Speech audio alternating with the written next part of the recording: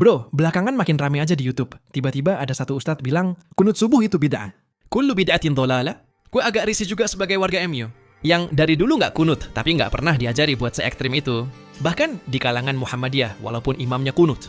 Kami diajari untuk mengikuti imam tanpa harus ngebatalin atau ngulangin sholat. Coba deh yuk, Kita bahas tipis-tipis perkara ini supaya lebih jernih dan bisa ngebedain mana yang usul, pokok agama yang nggak boleh dikompromi. Dan furuh, cabang, yang kadang sering beda pendapat di kalangan ulama. Jadi Islam itu kayak pohon gede, bro. Akarnya adalah rukun iman, 6 pilar. Dan rukun Islam, 5 pilar. Yang jadi fondasi wajib buat semua muslim.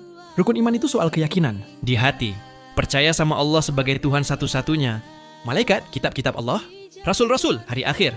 Sama qada dan qadar. Ini usul banget, nggak boleh lo raguin. Kalau nggak, ya ambiar keimanan lo. Rukun Islam, itu actionnya, syahadat. Sholat 5 waktu, zakat, puasa Ramadan. Dan haji buat yang mampu. Nah, sering banget ada miskonsepsi bro.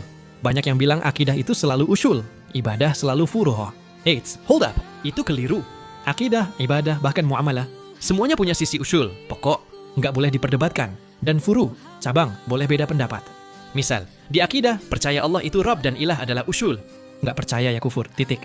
Tapi soal sifat Allah, kayak apakah tangan Allah ditakwil, dikasih makna kiasan atau enggak? Itu furu, bro. Ulama dari dulu udah beda pendapat.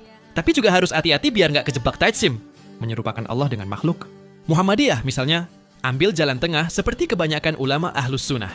Serahin makna ke Allah, tafwid. Nggak ribet.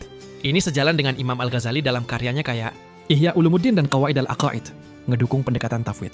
dia bilang sifat-sifat Allah yang mutasyabihat harus diterima apa adanya, tapi nggak boleh disamain sama sifat manusia.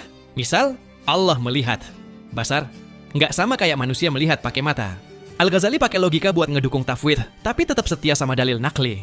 Dia juga ngingetin biar nggak kejebak tasyibih atau ta'til. Dalam ranah ibadah, sholat 5 waktu itu usul, nggak sholat tanpa alasan syar'i ya dosa gede. Tapi detail kayak baca kunut subuh atau enggak, tangan dilipat di dada atau perut. Itu furu, boleh beda ijtihad, asal masih sesuai kaidah fiqh dan nggak nyeleneh. Muhammadiyah, contohnya, nggak pakai kunut subuh berdasarkan dalil mereka, tapi nggak ngejudge yang pakai. Terus di muamalah, interaksi sesama manusia, Larangan riba dan gharar, transaksi nggak jelas. Itu usul, haram mutlak. tapi soal bentuk transaksinya, kayak jual beli online atau akad syariah di fintech. Itu furu, bisa berkembang sesuai zaman selama nggak nyimpang. Muhammadiyah punya pendekatan culture buat menyikapi ini. Tasamuh, toleransi, tawasud, moderat, dan tawazun seimbang. Mereka teguh di usul, kayak wajib sholat atau larangan riba, tapi santai di furuh. Misal, soal tarawih 8 atau 11 atau 20 rakaat, mereka bilang, pilih yang dalilnya kuat. Bro, nggak usah ribut. Ini bikin Muhammadiyah bisa adaptasi sama zaman tanpa kehilangan akar Islam. Contoh, mereka dukung